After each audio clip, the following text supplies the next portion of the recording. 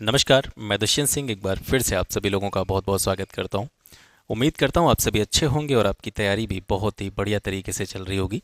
आगामी UP PCS pre और RO exam को ध्यान में रखते हुए पीसीएस प्री के पिछले 30 वर्षों के पेपर्स को एक्सप्लेनेशन के साथ में इस चैनल के माध्यम से हम कवर कर रहे हैं।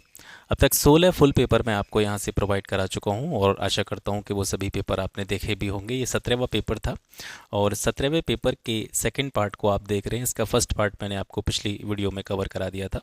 ये 2022 का पेपर है और क्योंकि ये जो पेपर हम कर रहे थे 1991 से लेकर के 2023 तक के पेपर थे और ये मैं बिल्कुल बीच के पेपर्स को स्किप करके 2022 के पेपर पर इसलिए आया था। मैंने आपको पिछली क्लास में भी बताया था क्योंकि आप में से ही कुछ लोगों के द्वारा ये कहा गया था कि प्रीवियस ईयर पेपर से क्वेश्चंस जो हैं वो रिपीट नहीं होते। तो ये मैं आपको बताने की कोशिश कर रहा था कि अगर आपने जो पिछले पेपर मैंने आपको कराए हैं वो भी देखे होंगे तो आपको इस पेपर में यानी 2022 के पेपर में और 2023 के पेपर में बहुत सारे क्वेश्चंस ऐसे मिलेंगे जो उन पिछले पेपर से रिपीट हुए हैं डायरेक्टली इनडायरेक्टली।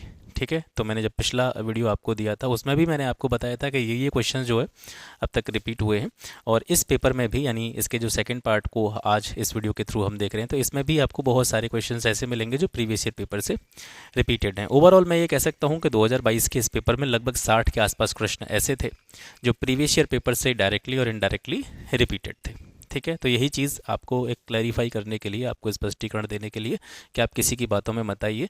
मैं ये नहीं कह रहा यहाँ से देखिए, जहाँ से इच्छा हो रही है वहाँ से देखिए, लेकिन चीज़ों को समझिए। प्रीवियस ईयर पेपर्स को कवर करना बहुत ज़रूरी है, उनका एनालिसिस करना बहुत ज़रूरी है और ये आप करते हैं तो 50, 55 या 60 के आसपास क्वेश्चन सीधे सीधे रूप में आपको सिर्फ प्रीवियस ईयर पेपर से आगामी परीक्षाओं में देखने को मिलेंगे। ठीक है, तो चलिए स्टार्ट करते हैं। 50 क्वेश्चन तक हमने पिछली क्लास में डिस्कस कर लिए थे। 51वां प्रश्न है और ये प्रश्न भी देखो रिपीटेड है। ठीक है, कौन सा वृक्ष पर्यावरण के लिए खतरा है? तो यूकेलिप्टस का जो पेड़ होता है ये जो है पर्यावरण के लिए खतरा माना जाता है क्योंकि जिस जगह पे यूकेलिप्टस का पेड़ लगाया जाता है इसमें जल सोखने की क्षमता थोड़ी सी ज़्यादा होती है और अपने आसपास की जो ज़मीन होती है वहाँ से ये जो नमी को जो है सोखने का काम करता है और धीरे धीरे जो ज़मीन होती है या जो मिट्टी होती है उसकी उर्वरा शक्ति जो होती है वो कम होती चली जाती है। ठीक है, 52वां प्रश्न है, किस देश में प्राकृतिक आर्सेनिक प्रदूषित जल मिलता है? ये भी मैंने आपको प्रीवियस ईयर पेपर में दिखाया था।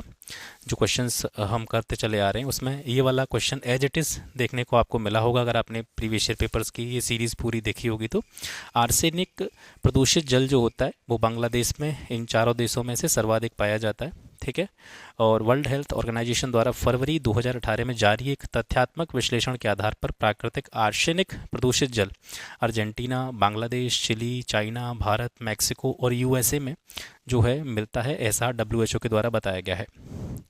पृथ्वी का वायुमंडल निम्न में से मुख्यतः किसके द्वारा तप्त होता है?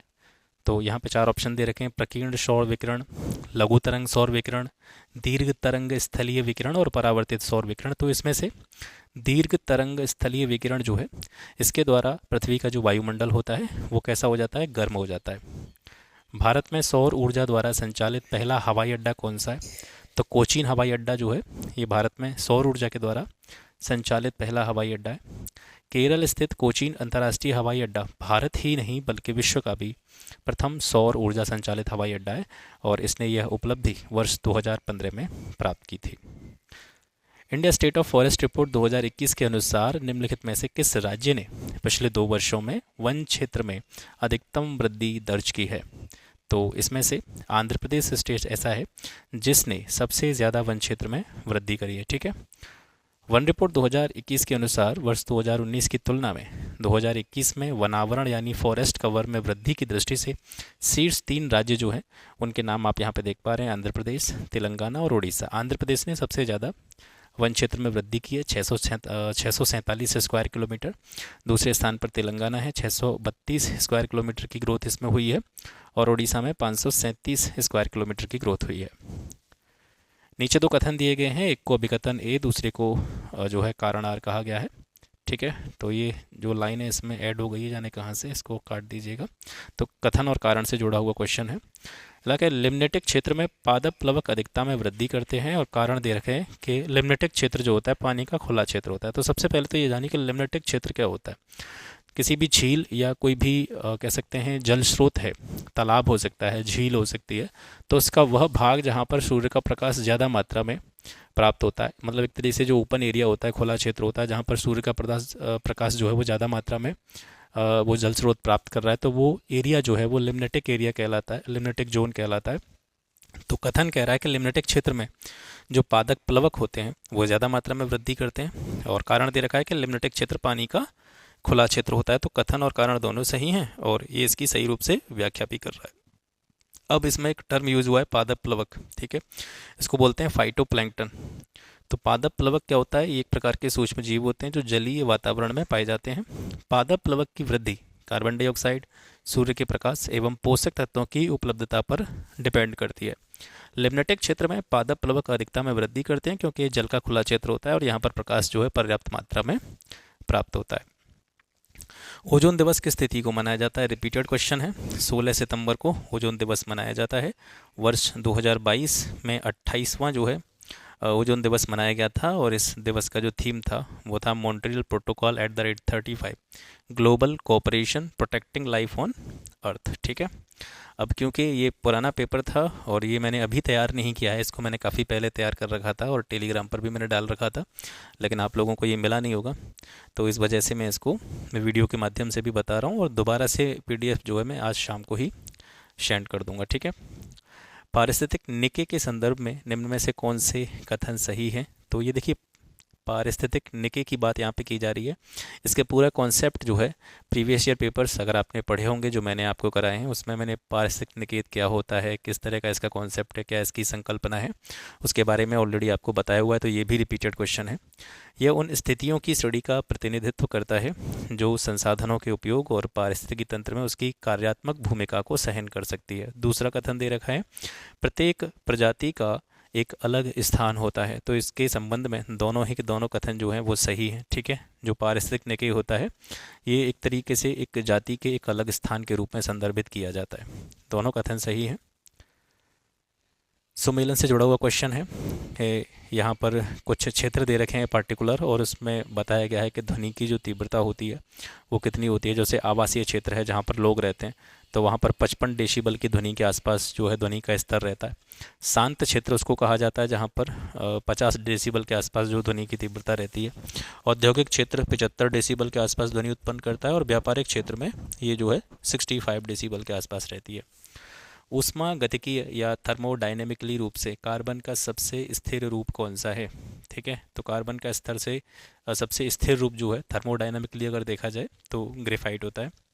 कौन सम्मिलित नहीं है? देखिए, लेंस की क्षमता का मात्रक डायोप्टर होता है, दाब का मात्रक पास्कल होता है। रेडियो एक्टिव पदार्थ की सक्रियता जो होती है उसका मात्रक जो है क्यूरी नहीं होता है, ठीक है। ऊष्मा का मात्रक क्या होता है? जूल होता है। तो ये जितने भी मात्रक और जो चीज़ें दे रखी हैं इनके बारे में भी मैं आपको पिछली क्लासेस में बता चुका हूँ, तो ये भी रिपीटेड क्वेश्चन है, ठीक है। किसी रेडियो एक्टिव पदार्थ की सक्रियता से तात्पर्य क्या है? प्रति इकाई समय में अपक्षय या डिके होने वाले नाभिकों की संख्या, उसी को क्या कहा जाता है? रेडियो एक्टिव पदार्थ की सक्रियता कहा जाता है। एसआई प्रणाली में इसकी इकाई होती है बेकेरल, ठीक है। और क्यूरी इसका पुराना और गैर एसआई मात्रक है। हालांकि क्यूरी भी इसका मात्रक था, लेकिन ये पुराना मात्रक था और ये एसआई मात्रक की कैटेगरी में नहीं आता है, ठीक है।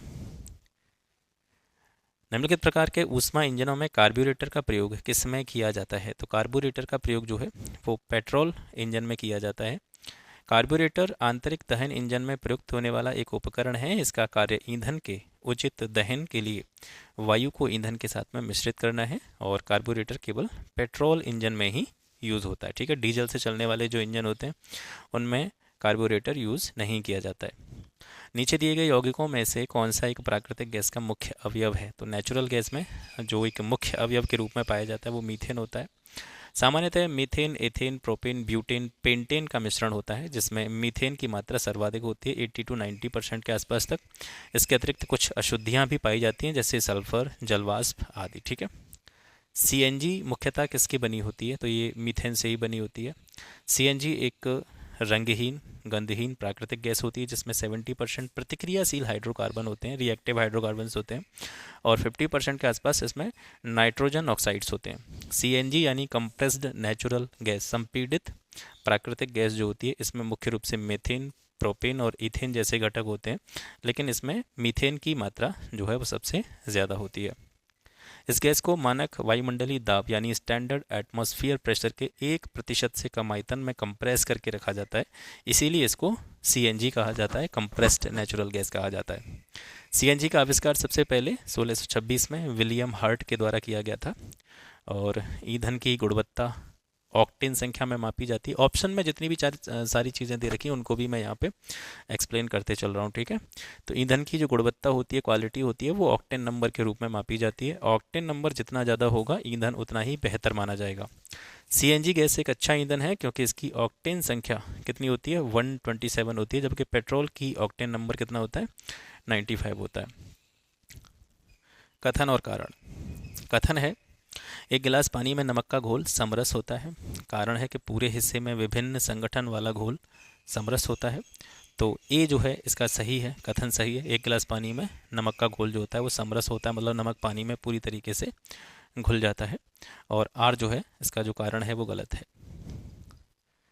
अब यहाँ पे देखते हैं, ऐसे मिश्रण जिनके अवयवों के अंतर को नहीं देखा जा सकता है समांगी मिश्रण या होमोजीनियस मिक्सचर कहलाते हैं।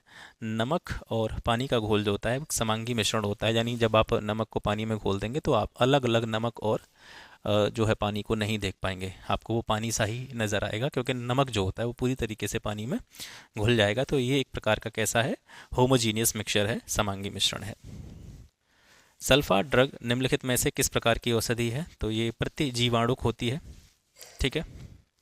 निम्न में से कौन सा पदार्थ जैव निम्नीकरणीय है, तो प्लास्टिक के कप हो गए या कांच की बोतल हो गई या एल्यूमिनियम फाइल हो गई, ठीक है। तो जैव निम्नीकरणीय में ऊन होता है। ये बाकी जो हैं आपके प्लास्टिक के कप, कांच की बोतल या एल्यूमिनियम फाइल, ये जैव निम्नीकरणीय नहीं है। बायोडिग्रेडेबल, वे अपशिष्ट जिन्हें जैविक प्रक्रियाओं द्वारा सरल या अहानिकर पदार्थों में तोड़ा जा सकता है वे जैव निम्नीकरणीय अपशिष्ट कहलाते हैं और जैव निम्नीकरणीय को ही बायोडिग्रेडेबल बोलते हैं, ठीक है। यानी इनका जो डिग्रेडेशन है वो आसानी से हो जाता है। तो बैक्टीरिया हो गए, कवक जैसे जो अलग अलग प्रकार के सूक्ष्म जीव होते हैं वो जैविक प्रक्रियाओं में बायोडिग्रेडेबल कल्चर को विघटित करने का काम करते हैं, ठीक है। उदाहरण के लिए जैसे आपके घर में बचा हुआ ख़राब खाना होता है, सब्जियों के छिलके हैं, चाय की पत्ती है, लकड़ी है, घास है, कागज़ है, चमड़ा है, कपास है, गोबर है, ये सारी चीज़ें कैसी होती हैं, जैव निम्नीकरणीय होती हैं क्योंकि आसानी से इनका विघटन जो है कर दिया जाता है। अब आते हैं अजैव निम्नीकरणीय अपशिष्टों के बारे में। वे अपशिष्ट पदार्थ जिन्हें प्राकृतिक जैविक प्रक्रियाओं के द्वारा हानि रहित पदार्थों में नहीं तोड़ा जा सकता है उनको हम अजैव निम्नीकरणीय अपशिष्ट कहते हैं। जैसे कांच की बोतलें हो गई, धातु के डब्बे हो गए, पॉलीथीन बैग हो गए, सिंथेटिक फाइबर हो गया, रेडियोधर्मी अपशिष्ट हो गए, प्लास्टिक, कीटनाशक, डीडीटी वगैरह जो है, ये सारी चीज़ें अजैव निम्नीकरणीय अपशिष्ट की कैटेगरी में आती हैं। अब यहाँ पर कुछ रोग दे रखे हैं कृषि से जुड़े हुए और आपसे पूछा गया है कि ये किसकी वजह से होते हैं। जैसे खट्टे नासर, तो ये जीवाणु के कारण होता है। गन्ने का जो लाल सड़न रोग होता है ये कवक की वजह से होता है। आलू का कृष्णकांत रोग जो होता है ये ऑक्सीजन की कमी से होता है। और गेहूं का साहू रोग जो होता है ये कीट की वजह से होता है। कौन सा स्तनधारी अंडे देता है, तो एकेडेना जो है ये अंडे देता है। एकेडेना और प्लेटिपस ये ऐसे स्तनधारी जीव होते हैं जो अंडे देते हैं और ऐसे स्तनधारी जो अंडे देते हैं उनको क्या बोलते हैं, मोनोट्रेनस बोलते हैं। बैसिलस हीमोफिलस इन्फ्लुएंजा ये कारक किस चीज़ का कारक है, तो ये छोटे बच्चों में जो मेनिंजाइटिस होता है, मेनिंजाइटिस एक तरह का दिमागी बुखार होता है, मस्तिष्क ज्वर होता है, तो उसी के एक स्वरूप का कारक होता है, ठीक है। इन्फ्लुएंजा जिसे आमतौर पर फ्लू के रूप में जाना जाता है एक संक्रामक विषाणु जनित श्वसन से संबंधित रोग है जो आमतौर पर नाक, गले या फेफड़ों को संक्रमित करने का काम करता है। बैसिलस हीमोफिलस इन्फ्लुएंजा एक ग्रेम नेगेटिव जीवाणु है। नवजात शिशुओं में ये जीवाणु मेनिंजाइटिस रोग का कारक बनता है। काली खांसी का कारण एक जीवाणु है जो बॉर्डेटेला पर्टुसिस के नाम से जाना जाता है। ये जीवाणु वायुमार्ग की सतह को संक्रमित करने का काम करता है। न्यूमोनिया बीमारी में एक या दोनों फेफड़ों के हिस्सों में क्या आ जाती है, सूजन आ जाती है और फेफड़ों में पानी भर जाता है। न्यूमोकोकस, हीमोफिलस, लेजियोनेला, माइकोप्लाज्मा, क्लेमाइडिया और स्यूडोमोनास आदि जीवाणुओं से निमोनिया रोग जो है वो पैदा होता है। सौर ऊर्जा को विद्युत ऊर्जा में किसके द्वारा बदला जाता है? तो फोटोवोल्टाइक कोशिकाओं के द्वारा जो है सौर ऊर्जा को इलेक्ट्रिक एनर्जी में कन्वर्ट किया जाता है। और ये क्वेश्चन भी रिपीटेड है, मैंने आपको पहले भी इसके बारे में बताया है। डेंगू बुखार वाला ये क्वेश्चन भी जो है रिपीटेड है, ठीक है। एडीज मच्छर के काटने से जो है डेंगू होता है। डेंगू एक वायरस जनित रोग है। डेंगू का जो विषाणु होता है एडीज एजिप्टी प्रजाति के मादा मच्छर द्वारा प्रसारित होता है या फैलता है। मादा एनाफिलीज के काटने से मलेरिया होता है। एशियन टाइगर मस्कीटो मूल रूप से साउथ ईस्ट एशिया में पाया जाता है। इसके कारण दिन के समय काटने वाला कीट ईस्टर्न इक्वाइन इंसेफेलाइटिस ईईई जिसको कहते हैं, Zika virus, West Nile virus, chikungunya और डेंगू बुखार जैसी हानिकारक बीमारियां जो है इसके कारण हो सकती हैं। फाइलेरिया रोग जो होता है ये किसके कारण होता है? ये क्यूलेक्स मच्छर के काटने से होता है। इस मच्छर के काटने से पोवेरिया नाम के परजीवी जो होते हैं वो शरीर में पहुंच जाते हैं, जिसकी वजह से ये रोग जो है वो उत्पन्न होता है। ये क्वेश्चन जो है ये भी रिपीटेड है। हालांकि ये question as it is repeated नहीं है, लेकिन जितनी चीज़ें इसमें दे रखी हैं स्पार्टम, डियोन, न्यूप्रीन, ऑक्सीटोसिन, ये अलग अलग प्रश्नों के रूप में आपको पिछले पेपर्स में जो मैंने आपको कराए हैं वहाँ पर आपको देखने को मिल जाएंगे। स्पार्टम क्या होता है? एक संश्लेषित मधुरक होता है। रेयन जो होता है ये अर्ध सिंथेटिक फाइबर होता है। नियोप्रीन ये विशिष्ट रबर होती है। और ऑक्सीटोसिन ये एक प्रकार का क्या होता है? हार्मोन होता है।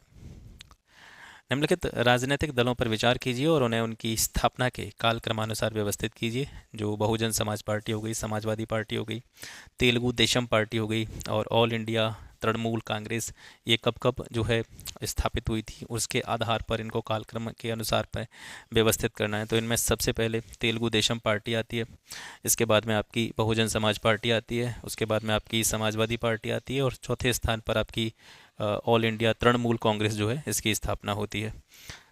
यहाँ पर जो भी प्रमुख राजनीतिक दल हैं उनकी स्थापना के वर्ष मैंने यहाँ पे दे रखे हैं। बहुजन समाज पार्टी की स्थापना 1984 में, Samajwadi party 1992, Telugu Desam party 1982, all India Trinamool Congress की स्थापना 1998, भारतीय जनता पार्टी 1980, भारतीय राष्ट्रीय कांग्रेस 1884-85, भारतीय कम्युनिस्ट पार्टी 1925 और भारतीय कम्युनिस्ट पार्टी मार्क्सवादी जो थी वो 1964 में इस्टेब्लिश हुई थी।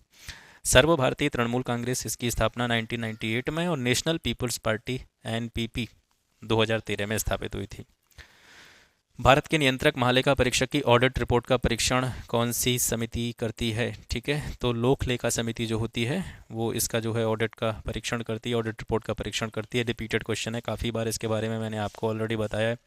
भारतीय संसद की लोक लेखा समिति या पब्लिक अकाउंट कमेटी जो होती है वो भारत सरकार के विनियोग लेखा तथा उस पर भारत सरकार के भारत के नियंत्रक महालेखा परीक्षक की ऑडिट रिपोर्ट का परीक्षण करने का काम करती है। इस समिति में जो कुल मेंबर होते हैं वो 22 होते हैं, जिसमें से 15 सदस्य लोकसभा से होते हैं, 7 सदस्य आपके कहाँ से होते हैं?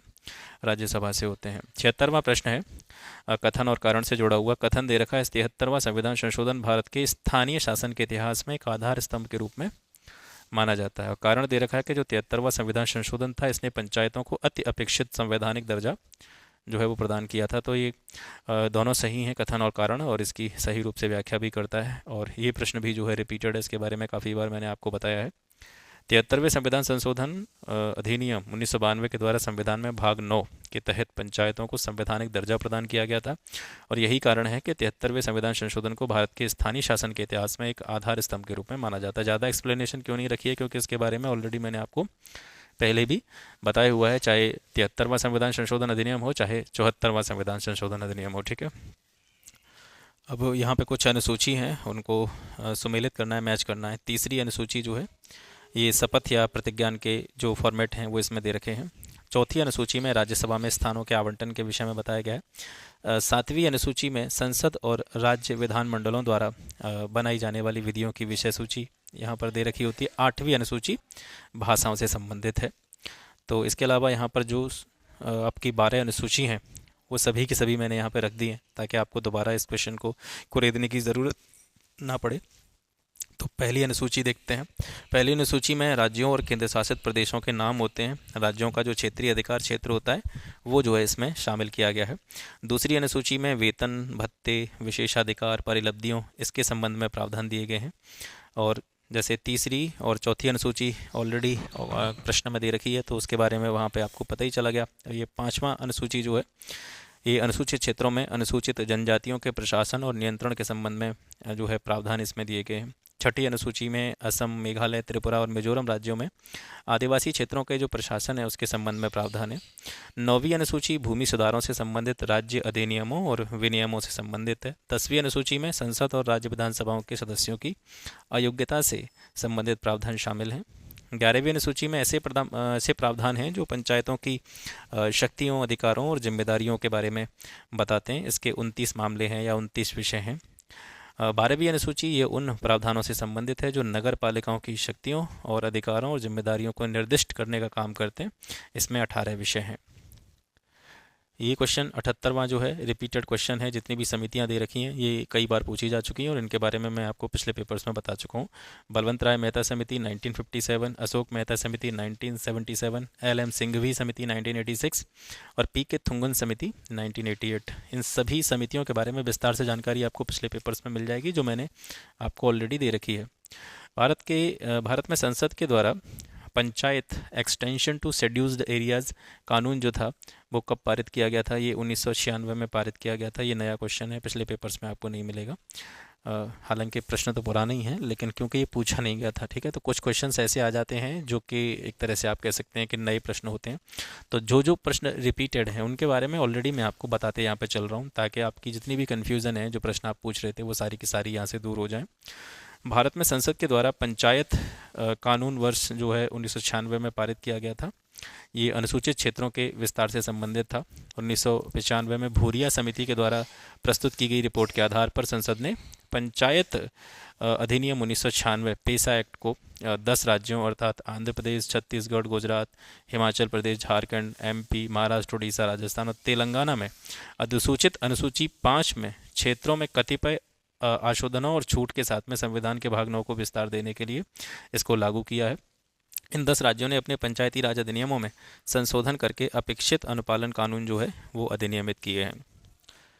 सुमेलन से जुड़ा हुआ क्वेश्चन है। 11वें लोकसभा चुनाव कब हुए थे? 1996 में। 7वें लोकसभा चुनाव 1980 में। 13वें लोकसभा चुनाव 1999 में और 9वीं लोकसभा के चुनाव जो है आपके 1989 में हुए थे। देश में पहली बार 1952 में लोकसभा का गठन हुआ था और भारतीय राष्ट्रीय कांग्रेस 364 सीटों के साथ पहले लोकसभा चुनावों के बाद में सत्ता में आई।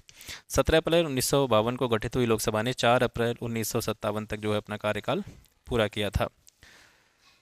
489 निर्वाचन क्षेत्रों में आयोजित किए गए पहले आम चुनावों में 26 भारतीय राज्यों का प्रतिनिधित्व किया गया था। उस समय कुछ 2 सीट और यहाँ तक कि 3 सीट वाले निर्वाचन क्षेत्र भी थे।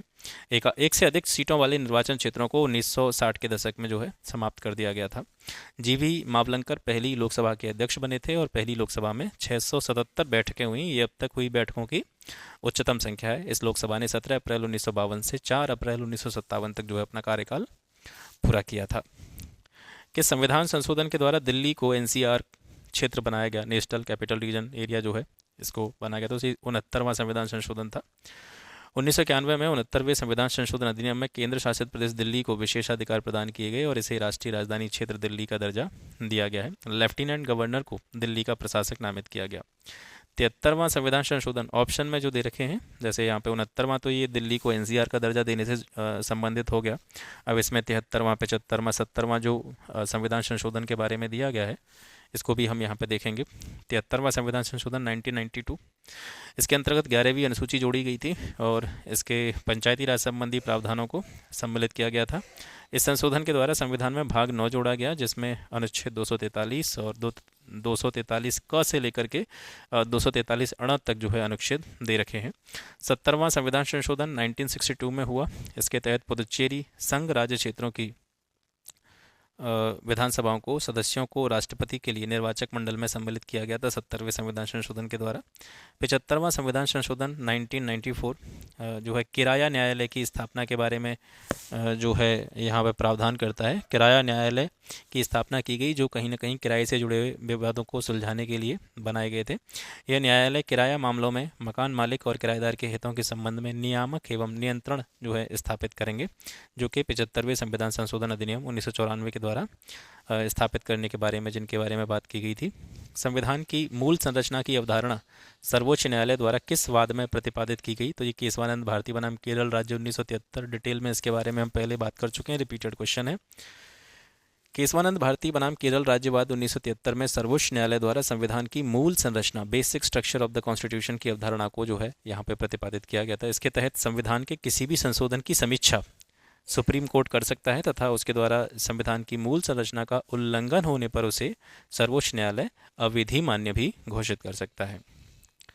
अब इसमें जो ऑप्शन दे रखे थे, गोलकनाथ बनाम पंजाब राज्य 1967 का ये मामला है। संसद को मूल अधिकारों में कमी या समाप्त करने का अधिकार नहीं है सर्वोच्च न्यायालय पर, उसके पूर्व में किए गए निर्णय बाध्यकारी नहीं है। अनुच्छेद 368 केवल प्रक्रिया बताता है, ये क्षेत्र के बारे में बात नहीं करता है। ये जो है किस में बताया गया था, गोलकनाथ बनाम पंजाब राज्य में। अब इसमें आता है कि यूसुफ अब्दुल अजीज़ बनाम बॉम्बे राज्य का जो मामला है, ये आईपीसी की धारा 497 के तहत व्यभिचार के अपराध से संबंधित है, क्योंकि उन्होंने आरोप लगाया था कि यह महिलाओं के पक्ष में पक्षपाती है, क्योंकि इस धारा के तहत केवल पुरुषों को दंड दिया जाता था, पुरुष दंडनीय थे। तो उसी से जुड़ा हुआ ये मामला है।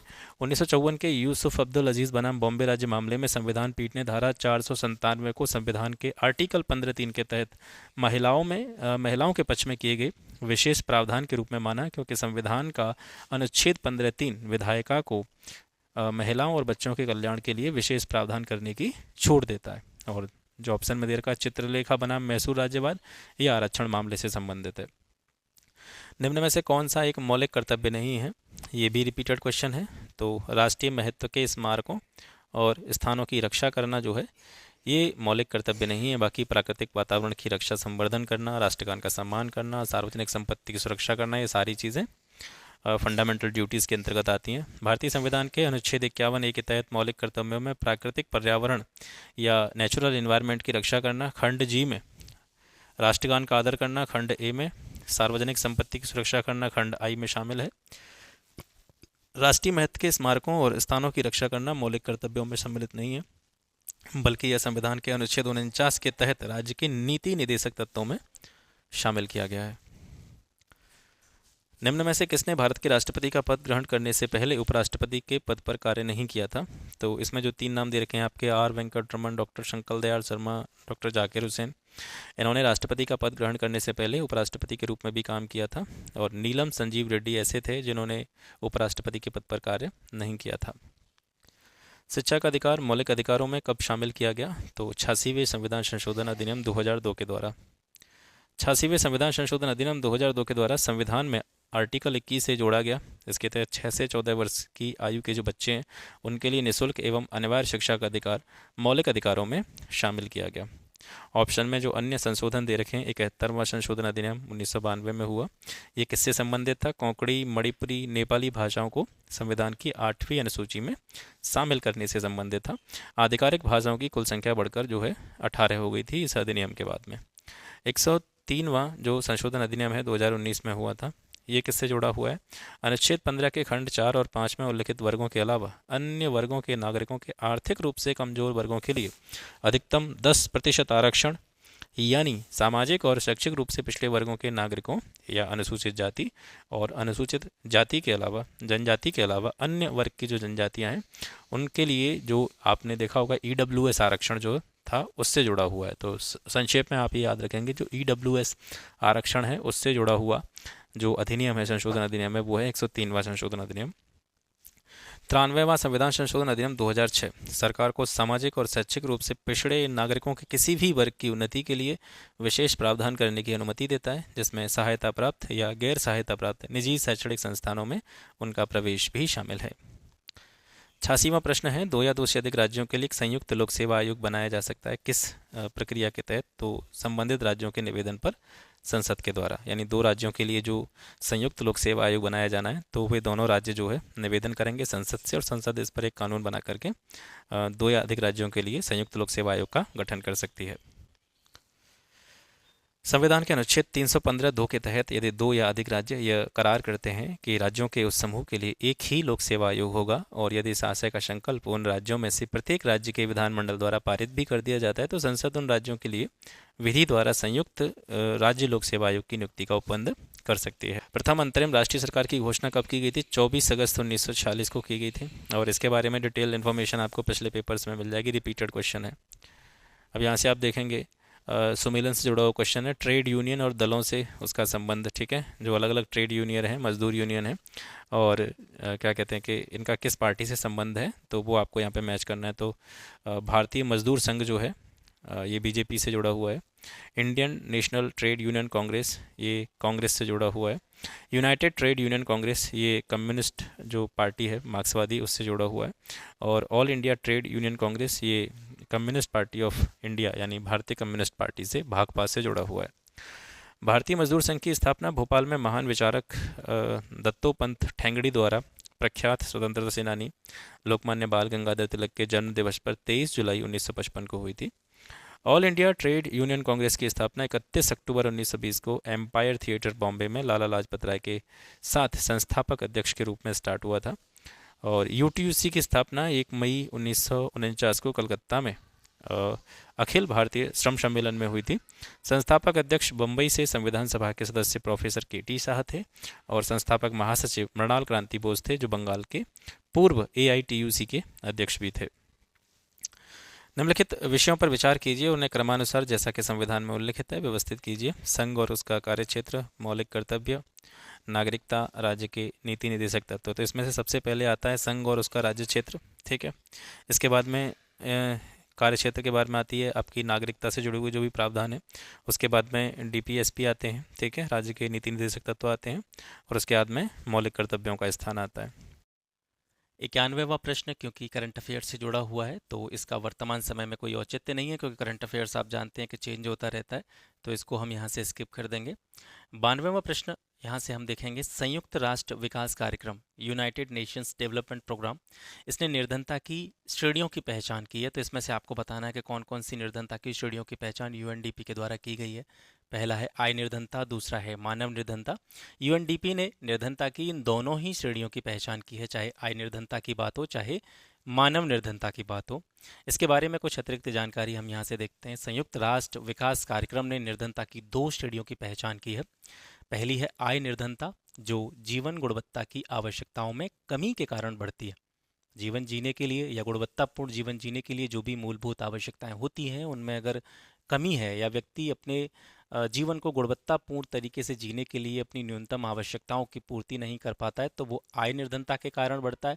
और मानव निर्धनता के बारे में बात करें तो ये सम्मानपूर्ण जीवन स्तर को जीने से वंचित रहने से संबंधित है। कोई भी व्यक्ति अगर अपना जीवन सम्मानपूर्ण तरीके से नहीं जी पा रहा है तो वो मानव निर्धनता के अंतर्गत आता है। वर्ष 1997 में पहली बार यूनाइटेड नेशंस डेवलपमेंट प्रोग्राम ने आय निर्धनता से अलग जो है मानव निर्धनता सूचकांक को प्रस्तुत किया था। सुमेलन से जुड़ा हुआ प्रश्न है, एमएस स्वामीनाथन ये हरित क्रांति से संबंधित हैं, एल के झा ये आर्थिक प्रशासन सुधारों से संबंधित हैं, वर्गीज कुरियन दुग्ध उत्पादन से इनका संबंध है, और मुरारजी देसाई का संबंध है बैंकों पर सामाजिक नियंत्रण से। निम्नलिखित देशों को मानव विकास सूचकांक 2022 के आधार पर अवरोही क्रम में व्यवस्थित करना है, मतलब घटते हुए क्रम में यहाँ से ले जाना है। कौन से देश की स्थिति मानव विकास सूचकांक में बेहतर है, फिर उससे कम बेहतर कौन सा है, और फिर उससे कम बेहतर कौन सा है। तो घटते हुए क्रम में हमको यहाँ पे लगाना है। देशों के नाम दे रखे हैं जापान, रूस, हांगकांग, ऑस्ट्रेलिया।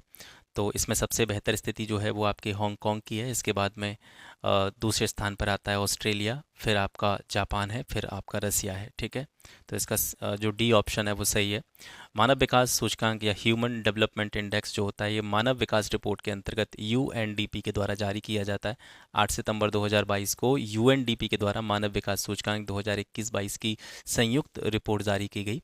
इस रिपोर्ट में प्रश्नगत देशों का जो अवरोही क्रम है वो इस तरीके से यहाँ पे दे रखा है। मैंने आपको प्रश्न में भी बताया, हांगकांग जो है चारों देशों में से सबसे बेहतर स्थिति में है, 4थी रैंक है इसकी, और ऑस्ट्रेलिया की 5वीं रैंक है, जापान की रैंक 19वीं है, और रूस की रैंक जो है 52वीं है। भारत का स्थान जो है सूचकांक में 132वां है। टी माल्थस ने द माल्थुशियन थ्योरी नामक प्रसिद्ध सिद्धांत को प्रतिपादित किया था। ये किससे संबंधित है? तो ये माल्थुशियन थ्योरी जो है ये जनसंख्या से संबंधित है। इसके बारे में कुछ अतिरिक्त जानकारी हम यहाँ से देखेंगे। टी माल्थस ने द माल्थुशियन थ्योरी नामक प्रसिद्ध सिद्धांत जनसंख्या के संदर्भ में प्रतिपादित किया था। माल्थस द्वारा अपना जो पहला निबंध था वो 1798 में प्रकाशित कराया गया, जिसमें उन्होंने जनसंख्या का सुव्यवस्थित और क्रमबद्ध अध्ययन जो है वो प्रस्तुत किया था। 1803 में माल्थस का दूसरा निबंध प्रकाशित हुआ और इसके बाद में उनके कई सारे निबंध प्रकाशित हुए। तो माल्थस द्वारा जो निबंध पब्लिश करे गए थे, जो निबंध प्रकाशित किए गए थे, और इनमें जो जनसंख्या संबंधी विचार थे, इन्हीं को संयुक्त रूप से माल्थस का जनसंख्या सिद्धांत कहा गया था। माल्थस ने अपने सिद्धांत में बताया कि जनसंख्या जीवन निर्वाह के साधनों से तीव्र गति से बढ़ती है। उन्होंने बताया कि जनसंख्या जो है वो ज्यामितीय दर से बढ़ती है और खाद्य सामग्री जो होती है वो गणितीय दर से बढ़ती है। ठीक है, जनसंख्या ज्योमेट्रिकल रेट से बढ़ती है, जैसे एक, एक का दुगना दो, दो का दुगना चार, तो इसकी गति जो होती है वो तीव्र होती है। और खाद्य सामग्री जो होती है वो एक मैथमेटिकल रेट के हिसाब से बढ़ती है। मतलब अगर दोनों में कंपेयरिंग करें तो जनसंख्या और खाद्य सामग्री, तो जिस स्पीड से जनसंख्या बढ़ती है उससे कम स्पीड से जो है खाद्य सामग्री बढ़ती है। ठीक है, जनसांख्यिकीय लाभांश, ये प्रश्न रिपीटेड है, काफ़ी बार पूछा गया है, और मैं ऐसे ही नहीं बोल रहा हूँ। जो जो प्रश्न आ रहा है, जिनको हम पिछले पेपर्स में देख चुके हैं, वो सारे के सारे प्रश्नों के बारे में मैं आपसे यहाँ से बोलता जा रहा हूँ कि ये प्रश्न रिपीटेड है, पहले आ चुका है। और क्योंकि आप लोगों ने कहा था कि प्रश्न रिपीट नहीं होते हैं, मैं अब तक, क्योंकि 96वें प्रश्न पर हम चल रहे हैं, और अब तक काफ़ी सारे प्रश्नों के बारे में मैं बोल चुका हूँ। और ये ऐसे ही नहीं बोल रहा हूँ, आप पिछले पेपर्स में जाके देखेंगे तो आपको डायरेक्टली इनडायरेक्टली बहुत सारे प्रश्न जो है यहाँ से देखने को मिलेंगे। ये बहुत इंपॉर्टेंट क्वेश्चन है, ये लगभग एक आध साल छोड़ के पूछा ही जाता रहता है। जनसांख्यिकीय लाभांश क्या है, इसके बारे में भी एक्सप्लेनेशन मैंने आपको पहले दे रखी है। तो जनसांख्यिकीय लाभांश जो होता है वो 15 से 59 साल के बीच की जो कार्यशील जनसंख्या होती है, जो जनरली काम करती है, उसको हम जनसांख्यिकीय लाभांश या डेमोग्राफिक डिविडेंड कहते हैं।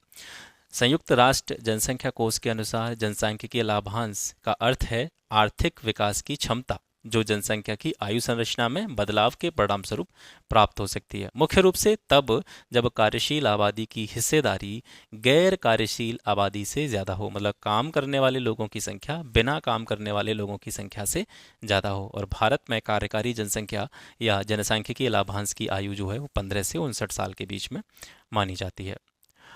वर्ष 2022 के प्रारंभ में कौन सा देश इस्पात उत्पादन में विश्व में सबसे ऊपर रहा? तो इसका जो डेटा है, चाहे एग्रीकल्चर का डेटा हो, चाहे आपका जो मिनरल्स वगैरह का डेटा हो, उसको मैं आपको पहले बता चुका हूँ, तो इसको यहाँ से मत देखिए, कोई ज़रूरी नहीं है, क्योंकि इन दोनों के जो अपडेटेड एक कह सकते हैं आंकड़े हैं, वो मैंने आपको पहले ही यूट्यूब पर प्रोवाइड करा दिए हैं। तो अब वहाँ से जो अपडेटेड चीज़ें हैं उनको पढ़िए। ठीक है, सूची 1 को सूची 2 से सुमेलित करना है। कुछ योजनाएं या कार्यक्रम हैं, उनके जो जिस वर्ष उनको संचालित किया गया था वो वर्ष उनके सामने दे रखे हैं। ये पहले से ही मैंने मैच कर रखे हैं। तो राष्ट्रीय ग्रामीण स्वास्थ्य मिशन, ये रिपीटेड है, ये भी ठीक है। अब ये रिपीटेड ऐसे नहीं मिलेगा कि आपको एज इट इज़ क्वेश्चन यही मिल जाए, लेकिन जितनी भी योजनाओं के नाम यहाँ पे आपको दिखाई दे रहे हैं, ये सारी योजनाएं पहले पूछी जा चुकी हैं। ठीक है, तो राष्ट्रीय ग्रामीण स्वास्थ्य मिशन 2005 में स्टार्ट हुआ था। राष्ट्रीय सामाजिक सहायता कार्यक्रम 1995 में स्टार्ट हुआ था। स्वर्ण जयंती ग्राम स्वरोजगार योजना 2001 में शुरू हुई, और संपूर्ण ग्रामीण रोजगार योजना ये जो है 1999 में प्रारंभ हुई। अब इसके बारे में कुछ अतिरिक्त जानकारी यहाँ से देखते हैं। 12 अप्रैल 2005 को राष्ट्रीय ग्रामीण स्वास्थ्य मिशन NRHM की शुरुआत की गई थी। इसे ग्रामीण आबादी, विशेष रूप से कमजोर समूह जो थे, उनको सुलभ, सस्ती और गुणवत्तापूर्ण स्वास्थ्य देखभाल प्रदान करने के लिए स्टार्ट किया गया था। 15 अगस्त 1995 को राष्ट्रीय सामाजिक सहायता कार्यक्रम की शुरुआत की गई। और राष्ट्रीय सामाजिक सहायता जो कार्यक्रम है, ये एक सामाजिक सुरक्षा और कल्याण कार्यक्रम है। 1 अप्रैल 1999 को स्वर्ण जयंती ग्राम स्वरोजगार योजना की शुरुआत की गई थी। SGSY का उद्देश्य ग्रामीण क्षेत्रों में बड़ी संख्या में सूक्ष्म उद्यम, यानी छोटे छोटे जो उद्योग होते हैं, उनको स्थापित करना था। 25 सितंबर 2001 को संपूर्ण ग्रामीण रोजगार योजना की शुरुआत की गई थी। जल जीवन मिशन योजना किस वित्तीय वर्ष के केंद्रीय बजट में घोषित की गई थी? तो 2019-20 का जो कह सकते हैं बजट था, सेंट्रल बजट जो था, उसमें जल जीवन मिशन की शुरुआत की गई थी। 15 अगस्त 2019 को प्रधानमंत्री नरेंद्र मोदी के द्वारा जल जीवन मिशन योजना लॉन्च की गई। केंद्रीय बजट 2019-20 में यह सुनिश्चित किया गया कि जल जीवन मिशन के तहत वर्ष 2024 तक सभी ग्रामीण परिवारों को और हर घर जल, यानी पाइपलाइन के द्वारा जल आपूर्ति सुनिश्चित करने के लिए राज्यों के साथ मिलकर के कार्य किया जाएगा। अब ये जो क्वेश्चन है, किस पदार्थ को या किस उत्पाद को इको मार्क दिया जाता है, रिपीटेड क्वेश्चन है, पहले भी पूछा जा चुका है। तो जो चीज़ें या जो उत्पाद पर्यावरण के अनुकूल होते हैं, पर्यावरण से मित्रवत होते हैं, पर्यावरण को किसी भी प्रकार की कोई हानि या नुकसान नहीं पहुंचाते, उनको इको मार्क प्रदान किया जाता है। भारतीय मानक ब्यूरो, इसके द्वारा इको मार्क उन भारतीय उत्पादों को दिया जाता है जो पूर्णतः पर्यावरण के अनुकूल होते हैं। ठीक है, और इको मार्क का जो लोगो है वो क्या है? वो है मिट्टी का बर्तन। भारत में कृषि क्षेत्र में छूटों की बात करें, यानी फार्म सब्सिडी की बात करें, तो इसके संदर्भ में निम्न कथनों पर आपको विचार करना है। भारत में इनपुट सब्सिडी जैसे उर्वरकों पर दी जाने वाली अप्रत्यक्ष फार्म सब्सिडी के अंतर्गत आती है। किसानों को बिजली और सिंचाई पर दी जाने वाली कटौतियां प्रत्यक्ष फार्म सब्सिडी के अंतर्गत आती हैं। विश्व व्यापार संगठन के कृषि संबंधी प्रावधान प्रत्यक्ष फार्म सब्सिडी की अनुमति देते हैं, परंतु अप्रत्यक्ष सब्सिडी पर रोक लगाते हैं। और भारत में सरकारों द्वारा दी जाने वाली सभी प्रकार की सब्सिडियां अप्रत्यक्ष श्रेणी में आती हैं। तो ये चार कथन यहाँ से दे रखे हैं, इसमें से पहला चौथा आपका सही है। यानी भारत में गवर्नमेंट्स के द्वारा जो सब्सिडियां दी जाती हैं वो अप्रत्यक्ष श्रेणी की, अप्रत्यक्ष कैटेगरी में जो है उनको रखा जाता है। इसके अलावा यहाँ से आप देखेंगे भारत में इनपुट सब्सिडी, ठीक है, उर्वरकों पर दी जाने वाली जो सब्सिडी होती है वो अप्रत्यक्ष फार्म सब्सिडी के अंतर्गत आती है। ठीक है, तो ये पहला और चौथा इसका सही है, बाकी दोनों जो है सही नहीं है। एलबीएस एक वित्तीय समावेशन के लिए भारत सरकार द्वारा उठाए गए आर्थिक उपायों में से एक है। इस परिप्रेक्ष्य में एलबीएस क्या है? तो एलबीएस जो है इसको कहा जाता है अग्रणी बैंकिंग योजना। इसके बारे में और ज़्यादा जानकारी आप यहाँ से देखेंगे। अग्रणी बैंकिंग योजना यानी एलबीएस, इसको हम बोलते हैं लीड बैंकिंग स्कीम। वर्ष 1969 में भारतीय रिजर्व बैंक के द्वारा इसको स्टार्ट किया गया था। यह योजना वित्तीय समावेशन के लिए भारत सरकार द्वारा उठाए गए आर्थिक उपायों में से एक है और इस योजना के अंतर्गत प्रत्येक बैंक को एक जिला आवंटित किया जाता है और उस बैंक को लीड बैंक की संज्ञा दी जाती है। प्रत्येक जिले का जो लीड बैंक होता है उस संबंधित जिले में साख व्यवस्था के समन्वय में अग्रणी भूमिका निभाने का काम करता है। मेक इन इंडिया कार्यक्रम के संदर्भ में निम्नलिखित कथनों में से कौन से सही हैं? पहला है कि मेक इन इंडिया प्रोग्राम जो था वो 2014 में स्टार्ट किया गया था। दूसरा था कि इसका उद्देश्य भारत में कंपनियों को विनिर्माण हेतु प्रोत्साहन देना तथा इन्वेस्टमेंट को आसान बनाना है। तो ये दोनों के दोनों कथन जो है वो सही है। मेक इन इंडिया प्रोग्राम का शुभारंभ प्रधानमंत्री नरेंद्र मोदी के द्वारा 25 सितंबर 2014 को किया गया था। इस कार्यक्रम का उद्देश्य भारत को एक प्रमुख निवेश गंतव्य के रूप में स्थापित करने के लिए निवेश को सुगम बनाना और भारत में कंपनियों को विनिर्माण के लिए प्रोत्साहन देकर भारत को विनिर्माण का वैश्विक केंद्र बनाना था। भारत में किस धार्मिक समूह का सबसे ज़्यादा भाग नगरीय है? रिपीटेड क्वेश्चन है, ये पहले भी पूछा जा चुका है। तो सबसे ज़्यादा नगरीय जनसंख्या धार्मिक समूहों के आधार पर देखेंगे तो जैन लोगों की है।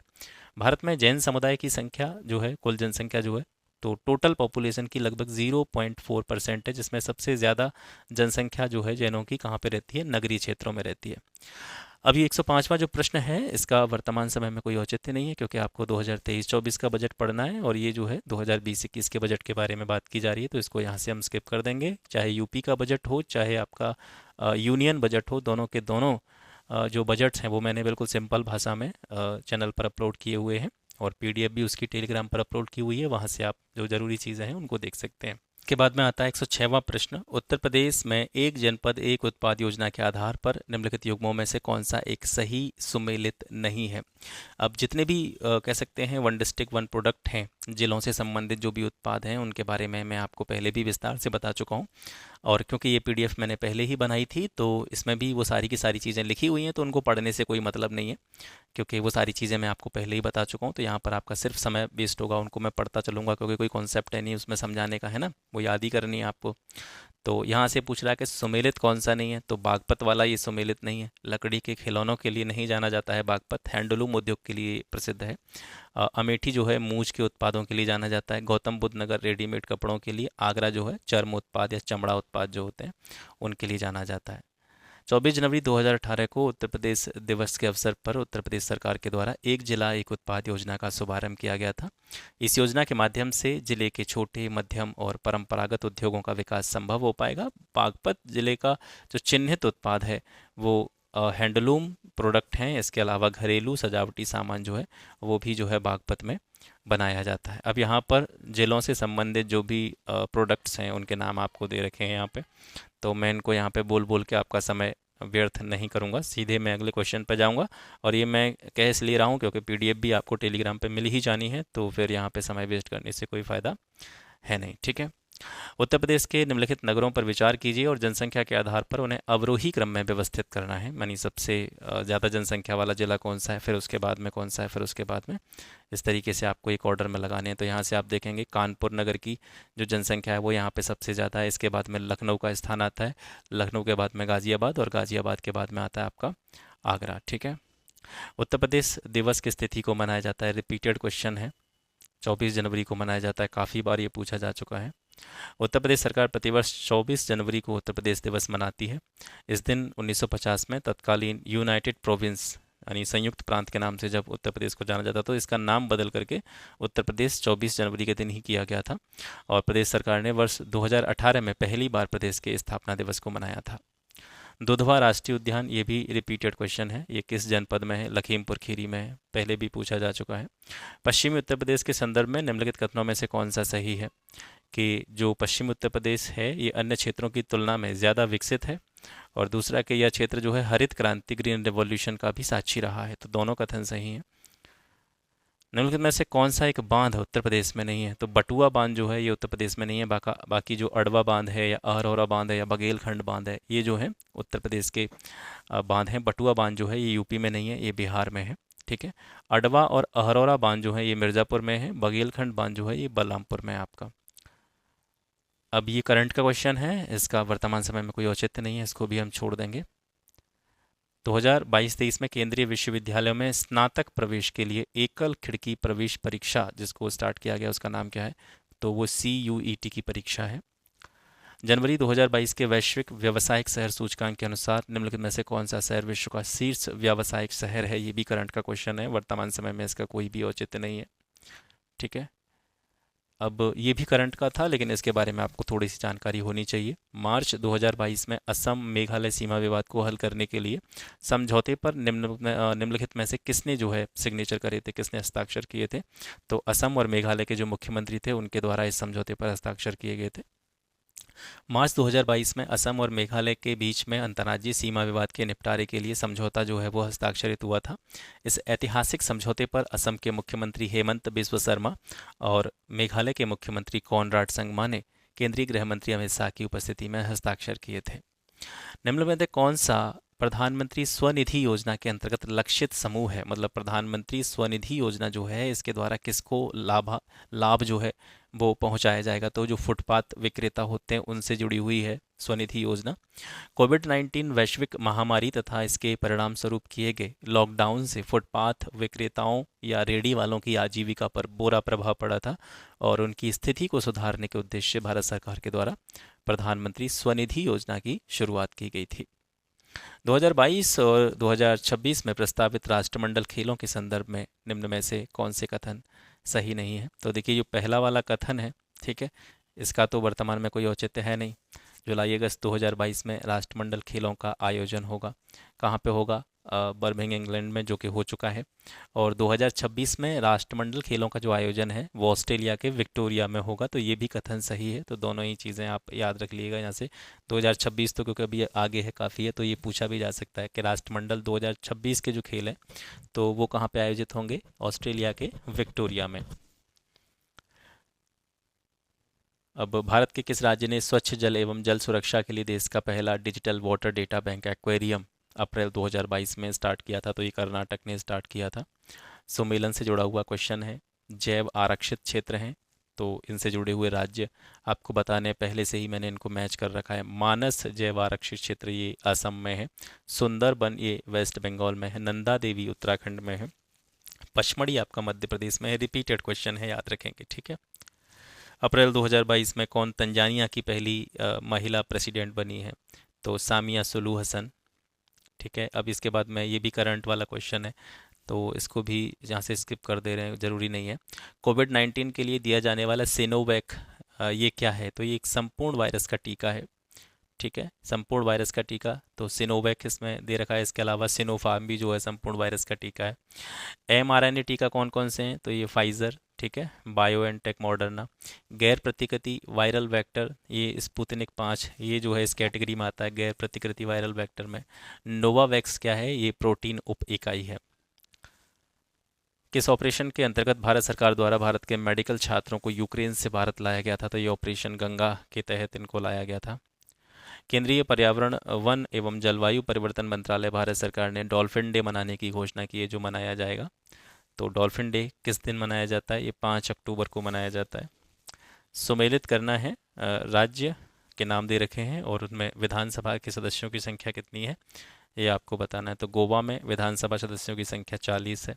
उत्तराखंड में 70 है। मणिपुर में 60 है और उत्तर प्रदेश में 403 है।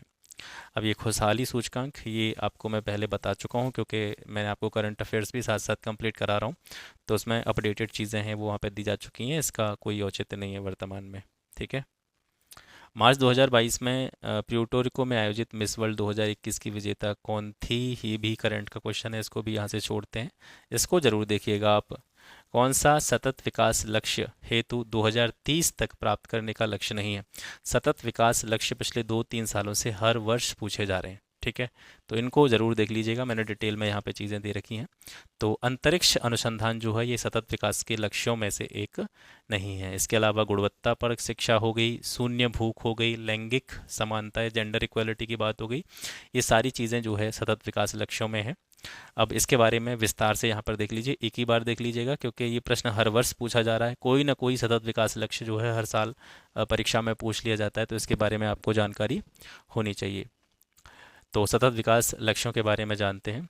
Transforming our world the 2030 agenda for sustainable development के संकल्प को, जिसे सतत विकास लक्ष्यों के नाम से भी जाना जाता है, भारत सहित 193 देशों ने सितंबर 2015 में संयुक्त राष्ट्र महासभा की उच्च स्तरीय पूर्ण बैठक में इसको स्वीकार किया था और 1 जनवरी 2016 से ये लागू किया गया। इसके तहत 17 लक्ष्य तथा 169 उपलक्ष्य निर्धारित किए गए थे, जिन्हें 2016 से लेकर के 2030 की अवधि में प्राप्त करना है। ठीक है, तो जो 17 लक्ष्य हैं इनमें से कोई ना कोई लक्ष्य हर बार पूछा जाता है कि ये कौन सा लक्ष्य है। ठीक है, तो इन 17 लक्ष्यों को हम यहाँ पे देखेंगे। पहला है गरीबी के सभी रूपों की पूरे विश्व से समाप्ति होनी चाहिए। दूसरा है भूख की समाप्ति, खाद्य सुरक्षा और बेहतर पोषण और टिकाऊ कृषि को बढ़ावा देना। तीसरा है सभी उम्र के लोगों में स्वास्थ्य सुरक्षा और स्वस्थ जीवन को बढ़ावा देना। चौथा है समावेशी और न्याय संगत गुणवत्ता युक्त शिक्षा सुनिश्चित करने के साथ ही सभी को सीखने का अवसर प्रदान करना।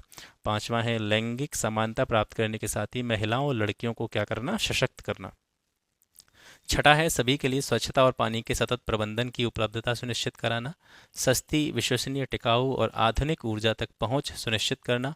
सभी के लिए निरंतर समावेशी और सतत आर्थिक विकास, पूर्ण और उत्पादक रोजगार और सभ्य काम को बढ़ावा देना।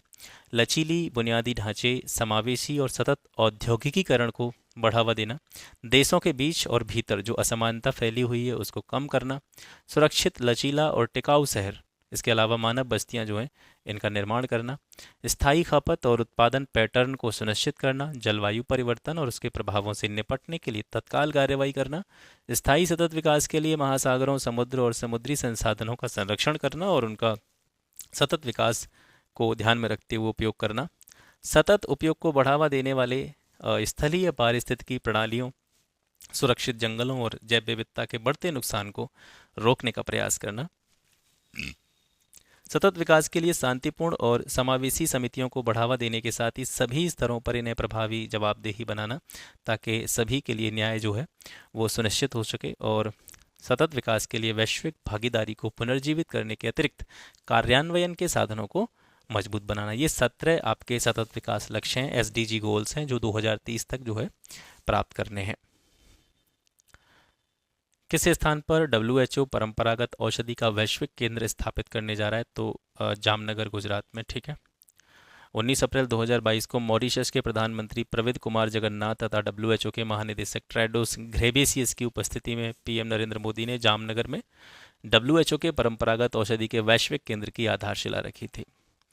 अब ये जो बिम्स्टेक से जुड़ा हुआ क्वेश्चन है, करंट का क्वेश्चन है, वर्तमान में इसका कोई औचित्य नहीं है, इसको छोड़ते हैं यहाँ से। इसके अलावा ये भी करंट का क्वेश्चन है, इसको भी छोड़िए। ठीक है, ये जो है प्रश्न आपको पता होना चाहिए। लता मंगेशकर के संबंध में निम्न में से कौन सा कथन सही है? ये लंदन के रॉयल एल्बर्ट हॉल में प्रेजेंटेशन देने वाली प्रथम भारतीय कलाकार थी। इसके अलावा अंतर्राष्ट्रीय मंच पर उनका पहला कार्यक्रम लंदन के रॉयल एल्बर्ट हॉल में हुआ था। तो पहला कथन गलत है, दूसरा सही है। इसके बारे में जानकारी यहाँ से देखते हैं। फरवरी 2022 में सुर साम्राज्ञी लता मंगेशकर का मुंबई में निधन हो गया। अंतर्राष्ट्रीय मंच पर उनका पहला जो कार्यक्रम रहा था वो लंदन के रॉयल एल्बर्ट हॉल में 1974 में हुआ था। कुछ सोर्सेज के आधार पर यह कहा जाता है कि रॉयल एल्बर्ट हॉल में प्रेजेंटेशन देने वाली वह प्रथम भारतीय कलाकार थी, लेकिन रॉयल एल्बर्ट हॉल के द्वारा जो जानकारी उपलब्ध कराई जाती है उसके आधार पर यह कहा जाता है कि महान सितार वादक और संगीतज्ञ रवि शंकर पहले भारतीय थे जिन्होंने रॉयल एल्बर्ट हॉल में 21 अक्टूबर 1969 को प्रस्तुति दी थी। ठीक है। अब ये भी जो है करंट का क्वेश्चन है, इसको भी यहाँ से छोड़िए। ये जो है आपको पता होना चाहिए, कुछ दिवस हैं वे किस किस तिथि को मनाए जाते हैं, रिपीटेड क्वेश्चन है। विश्व विरासत दिवस 18 अप्रैल को मनाया जाता है। अंतर्राष्ट्रीय जैव विविधता दिवस 22 मई को। अंतर्राष्ट्रीय बाघ दिवस 29 जुलाई को। विश्व मिट्टी दिवस 5 दिसंबर को। ये प्रश्न अगर आपको डायरेक्ट नहीं मिलेंगे तो ये कैसे मिल जाएंगे आपको, ये आपको जो एक्सप्लेनेशन मैं आपको दे चुका हूँ उसमें मिल जाएंगे, ठीक है। देखिए फिर एसडीजी से जुड़ा हुआ क्वेश्चन आ गया, आपसे पूछ रहा है कि एसडीजी का जो 10वां गोल है वो कौन सा है, 13वां कौन सा है, 14वां कौन सा है, 15वां कौन सा है, ठीक है। तो वो 17 है, एक बार आपको देख लीजिएगा उनको। हालांकि उनको 17 को बिल्कुल क्रमानुसार याद करना थोड़ा सा असंभव सा ही लगता है, क्योंकि इतना समय भी नहीं है कि उस पर ही जो है दिमाग लगाया जाए, लेकिन एक बार देखने में कोई बुराई नहीं है। तो 10वां लक्ष्य है असमानताओं से कमी, 13वां लक्ष्य है जलवायु कार्यवाही, 14वां है जल के नीचे जीवन और 15वां है भूमि पर जीवन। निर्धनता को एक सामाजिक समस्या माना गया है, जो कि लंदन में निर्धनता पर किए गए एक शोध सर्वेक्षण का परिणाम है। इस शोध के शोधार्थी कौन थे, तो चार्ल्स बूथ के द्वारा ये शोध किया गया था। निम्नलिखित समाजशास्त्रियों में से किसने ग्राम्य नगरीकरण, जिसको रूरबनाइजेशन कहा जाता है, इसके विचार को विस्तार से बताया है। तो ग्राम्य नगरीकरण या रूरबनाइजेशन का जो विचार है वो जी.एस. घुर्रे के द्वारा बताया गया है। निम्नलिखित में से किस स्तूप में आर्यक स्तंभ वाले मंच की विशेषताएं मिलती हैं, तो अमरावती स्तूप में जो है ये विशेषताएं देखने को मिलती हैं। किसने चिंतामणि भट्ट द्वारा रचित संस्कृत ग्रंथ सुक्त सप्तती का फारसी में अनुवाद कराकर उसका नाम तूतीनामा रखा था, तो ये थे ख्वाजा जियाउद्दीन नक्शबी।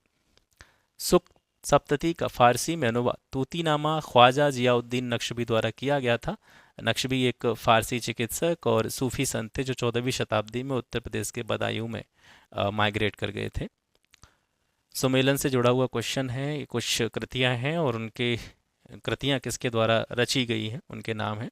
रागमाला की रचना पुंडरीक विट्ठल के द्वारा की गई थी। रस कौमुदी की रचना श्रीकंठ के द्वारा की गई थी। राग विभोद की रचना सोमनाथ के द्वारा की गई थी। और चतुर्दंडी प्रकाशिका की रचना वेंकट मखिन के द्वारा की गई थी। ये नया क्वेश्चन था बिल्कुल भी, और ये जो है मैं जो है नया वो है उसके बारे में यही कहा जाएगा। ये कहीं एक्सप्लेनेशन में भी आपको नहीं मिलेगा। तो कुछ चीज़ें ऐसी होती हैं, कुछ नए क्वेश्चंस होते हैं जो हर साल बनते हैं, और ज़्यादातर उसमें से ऐसे होते हैं जो हम छोड़ कर के आते हैं, स्किप करके ही आते हैं, वो किसी से नहीं बन पाते हैं। निम्नलिखित में से कौन सी वाटरशेड विकास परियोजना भारत की केंद्र सरकार द्वारा प्रायोजित है, जिसका उद्देश्य ग्रामीण आबादी को पानी के संरक्षण के लिए सक्षम बनाना है, तो हरियाली योजना है, ठीक है। और ये भी रिपीटेड क्वेश्चन है, हरियाली योजना, ठीक है। वर्ष 2003 में वाटरशेड विकास परियोजना के तहत हरियाली योजना स्टार्ट करी गई थी। अंतर्राष्ट्रीय अंतरिक्ष स्टेशन पर किसी नासा के अंतरिक्ष यात्री द्वारा सबसे ज़्यादा लंबी अंतरिक्ष यात्रा का रिकॉर्ड किसका है, तो मार्क वैंड हे का है सबसे ज़्यादा लंबी अंतरिक्ष यात्रा का। अब यहाँ पर कुछ देवताओं के नाम दे रखे हैं, उनके जो प्रतीक हैं या उनके जो एक तरह से कह सकते हैं जो उनके हाथ में दिखाई देते हैं या उनके जो अस्त्र हैं उनके बारे में यहाँ पर बताया गया। शिव का संबंध त्रिशूल से है, विष्णु का संबंध चक्र से है, गणेश का संबंध रस्सी का फंदा है, और सरस्वती इनके हाथ में वीणा होता है। तो ये बड़ा कॉमन सा क्वेश्चन था जो पूछा गया था। कथन और कारण से जुड़ा हुआ क्वेश्चन है। कथन है 20वीं शताब्दी में निर्धनता और निर्धन व्यक्ति हमारी चिंता और कर्तव्य के विषय बने। कारण है कि रणनीतिक रूप से यहाँ लक्ष्य भेदन क्रियाओं का अभाव था, जिसके फलस्वरूप इस मुद्दे को गति मिली थी। तो जो है ए और आर दोनों सही हैं, लेकिन जो आपका कारण है वो कथन की स्पष्ट रूप से व्याख्या नहीं कर रहा है। कुछ पत्रिकाएं हैं और उनके प्रकाशन का स्थान है। स्वदेश पत्रिका का प्रकाशन गोरखपुर से होता था। भारत बंधु का प्रकाशन हाथरस से होता था। सत्यवादी आगरा से पब्लिश होती थी, और शक्ति जो है ये अल्मोड़ा से प्रकाशित होती थी। नई दिल्ली की किस प्रसिद्ध इमारत को प्रधानमंत्री संग्रहालय में बदला गया है, परिवर्तित किया गया है, तो 3 मूर्ति भवन जो है इसको प्रधानमंत्री संग्रहालय के रूप में जो है परिवर्तित किया गया। 14 अप्रैल 2022 को अम्बेडकर जयंती के अवसर पर पीएम नरेंद्र मोदी ने नई दिल्ली में प्रधानमंत्री संग्रहालय का उद्घाटन किया था। यह संग्रहालय 3 मूर्ति भवन परिसर में बनकर के तैयार हुआ है, और उल्लेखनीय है कि 3 मूर्ति भवन भारत के प्रथम प्रधानमंत्री जवाहरलाल नेहरू का निवास स्थान हुआ करता था। भारत धर्म महामंडल ये कहाँ पे स्थापित हुआ था, हरिद्वार में। देव समाज की स्थापना कहाँ पे की गई थी, लाहौर में। राधा स्वामी सत्संग ये आगरा में, और सनातन धर्म रक्षणी सभा इसकी स्थापना जो है कहाँ पे हुई थी, कलकत्ता में हुई थी। तो ये जो 2022 का पेपर था जिसको हमने देखा 2 पार्ट्स में, और इसमें लगभग जो मैंने काउंट करे थे तो मुझे क्वेश्चंस की संख्या 60 के आसपास मिली थी, जो या तो पिछले वर्षों के जो प्रश्न पत्र हैं उसमें से डायरेक्टली पूछे गए थे, या जो एक्सप्लेनेशन अगर आप देखेंगे या ऑप्शंस के इधर उधर की जानकारी को कलेक्ट करेंगे तो वहाँ से जो प्रश्न है वो इस 2022 के पेपर में देखने को मिलते हैं। इसके बाद में मैं आपको 2023 का पेपर भी इसी तरीके से बिल्कुल डिटेल्ड एक्सप्लेन्ड वे में यहाँ से प्रोवाइड कराऊंगा, जिससे कि आपको यह भली भांति अनुमान हो जाएगा कि प्रीवियस ईयर पेपर्स हमारे लिए कितने ज़रूरी हैं। ठीक है, तो 22 का तो हो ही गया, 23 का पेपर और आपको यहाँ से मैं प्रोवाइड कराऊंगा। उसके बाद में अच्छा खासा आइडिया आपको इस चीज़ का लग जाएगा, और बीच के जो पेपर हैं वो भी बहुत जल्दी आपको यहाँ से मिल जाएंगे। टेलीग्राम पर लगातार पीडीएफ मैं अपलोड कर रहा हूं, और मैं आशा कर रहा हूं कि आप उससे लाभ ले रहे होंगे और उनको रिवाइज कर रहे होंगे, क्योंकि मेरा ये मानना है कि चाहे आरओ एआरओ की परीक्षा हो, चाहे यूपीपीसीएस का प्रीलिम्स हो, आगामी समय में दोनों ही परीक्षाएं आयोजित की जानी है। अगर आप 30 सालों के पेपर्स का बहुत अच्छी तरीके से अध्ययन करके जाते हैं, उनको बहुत अच्छी तरीके से रिवाइज करके जाते हैं, तो काफ़ी सारे प्रश्न आपको प्रत्यक्ष रूप से इन 30 सालों के पेपर्स में से आगामी आपकी दोनों परीक्षाओं में देखने को मिलेंगे, और निश्चित रूप से आपके प्रीलिम्स में आपकी एक जगह सुनिश्चित करने के लिए ये पर्याप्त होंगे। और करंट अफेयर्स भी लगातार मैं आपको यहाँ से प्रोवाइड करा रहा हूँ। जो जो ज़रूरी चीज़ मेरे से हो सकेगी वो मैं आपको यहाँ से प्रोवाइड करता रहूँगा। आपका सहयोग और आपका जो विश्वास है वो अपेक्षित है। अगर क्लास अच्छा लगता है, कंटेंट अच्छा लगता है, तो वीडियो को अपने मित्रों के साथ में शेयर जरूर कीजिएगा। आज के लिए बस इतना ही, मिलते हैं आपसे फिर एक नेक्स्ट वीडियो में एक नए टॉपिक के साथ में। तब तक के लिए नमस्कार, जय हिंद।